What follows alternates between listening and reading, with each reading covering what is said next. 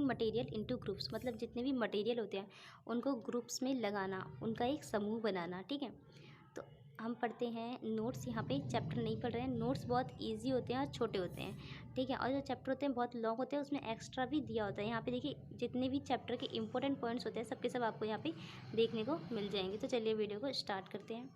Objects around us are made up of a large variety of material, मतलब जितनी भी चीज़ें हमारे आसपास पाई जाती हैं वो किसी न किसी अलग अलग तरह की चीज़ों से बनी होती हैं। ठीक है, a giving material could be used to make a large number of objects.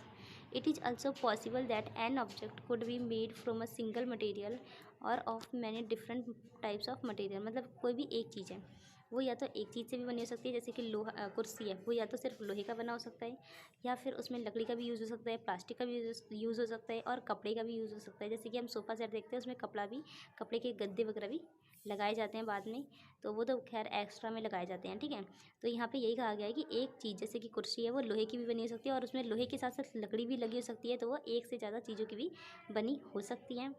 आगे दिया different types of materials have different properties, मतलब अलग अलग तरह के जो मटेरियल होते हैं उनमें अलग अलग तरह की प्रॉपर्टी यानी कि उनकी विशेषताएँ होती हैं।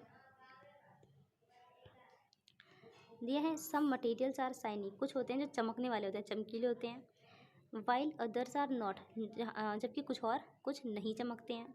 सम आर रफ, कुछ खुरदुरे होते हैं। सम आर स्मूथ, मतलब कुछ एकदम चिकने होते हैं, स्मूथ होते हैं, मुलायम होते हैं। Similarly some materials are hard, कुछ हार्ड होते हैं और कुछ सॉफ्ट होते हैं। ठीक है, आगे दिए some materials are soluble in water, कुछ मटेरियल पानी में घुल जाते हैं। Whereas some others are insoluble, कुछ पानी में नहीं घुलते हैं। नेक्स्ट दिया है some materials such as glass, जैसे कि ग्लास, कुछ मटेरियल ऐसे होते हैं जैसे कि ग्लास मतलब कांच, आर ट्रांसपेरेंट, मतलब जिनके आर पार देखा जा सकता है। कुछ मटेरियल ऐसे होते हैं जिनके आर पार हम देख सकते हैं, एंड कुछ ऐसे होते हैं कि जिनके आर पार हम नहीं देख सकते हैं, जैसे कि वुड, वुड मतलब लकड़ी, या फिर मेटल, और उन्हें हम बोलते हैं ओपेक्यू। जिनके आर पार हम बिल्कुल भी नहीं देख सकते हैं उन्हें हम बोलते हैं ओपेक्यू। जिनके आर पार हम देख सकते हैं उन्हें हम बोलते हैं ट्रांसपेरेंट। सब मटेरियल्स आर ट्रांसपेरेंट, मतलब कि जिनके आर पार हम हल्का हल्का देख सकते हैं, जैसे कि पन्नी होती है तो थोड़ा दिखता है थोड़ा नहीं दिखता है, मतलब क्लियर नहीं दिखता है। ये कपड़ा होता है तो आपको कपड़े के आर पार आधा दिखता है आधा नहीं दिखता है, पूरा क्लियर साफ साफ नहीं दिखाई पड़ता है, तो उन्हें बोलते हैं हम ट्रांसुलेंट। ट्रांसपेरेंट के आर पार हम पूरा साफ देख सकते हैं, जैसे कि कांच। एंड ओपेक्यू के आर पार हम बिल्कुल भी नहीं देख सकते हैं, जैसे कि दीवार हो गई या लकड़ी हो गई। ट्रांसुलेंट के आर पार हम थोड़ा थोड़ा देख सकते हैं। आगे हैं materials are grouped together on the basis of similarities, मतलब कि जो मटेरियल होता है उनको ग्रुप में या तो समानताएं हो, सिमिलैरिटीज़ हो तो लगाया जाता है, या फिर डिफरेंसेस मतलब भिन्नताएं हो तो लगाया जाता है। अलग अलग तरह की भिन्नताएं और समानताओं के आधार पर उन्हें लगाया जाता है ग्रुप में। Things are grouped together for convenience and to study their properties, मतलब चीज़ों को ग्रुप में इसलिए लगाया जाता है ताकि सुविधा हो जाए उन और उनकी स्टडी मतलब उनको पढ़ने के लिए, उनकी जो विशेषताएं होती हैं उन्हें जानने के लिए भी लगाया जाता है। आगे हम materials are classified based on their properties like appearance, मतलब मटेरियल को ग्रुप में लगाने के लिए देखिए ग्रुप किस किस चीज़ के बन सकते हैं। तो एक ग्रुप बन सकता है अपीयरेंस का, मतलब वो कैसे दिखता है। दूसरा हार्ड का, सॉल्युबिलिटी मतलब कि वो घुल जाता है नहीं घुलता।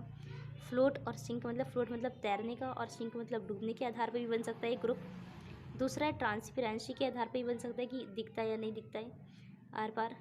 और है कंडक्शन ऑफ हीट, ठीक है, गर्मी का सूच अलग है कुछ अलग है, उसके आधार पर भी बन सकता है।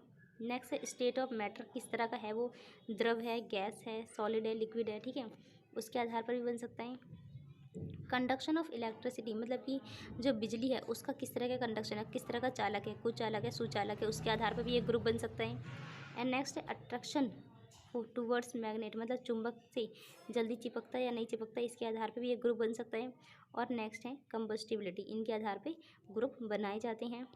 आगे हम देखते हैं एडवांटेजेस ऑफ क्लासिफिकेशन, जब हम ग्रुप बना देते हैं तो उसका हमारे लिए क्या फ़ायदा होता है, क्लासिफिकेशन करने का, ग्रुप बनाने के क्या फ़ायदे होते हैं।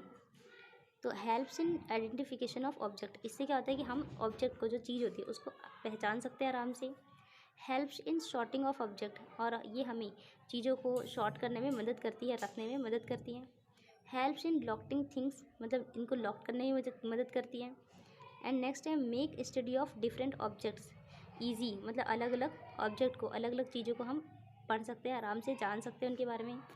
And more meaningful rather than study each other separately. मतलब अगर हम उनको अलग अलग पढ़ते हैं, अलग अलग जानते हैं, अलग अलग उनके बारे में निरीक्षण करते हैं तो थोड़ा टफ होगा वो, और ऐसे क्या होता है आसानी से हो जाता है।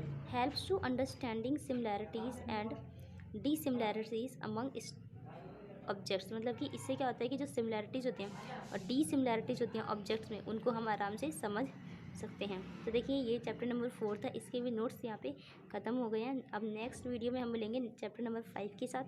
तब तक आप इन्हें पढ़िए, याद करिए एंड कॉपी में लिख लीजिए, नोट्स बना लीजिए। मिलते हैं नेक्स्ट वीडियो में।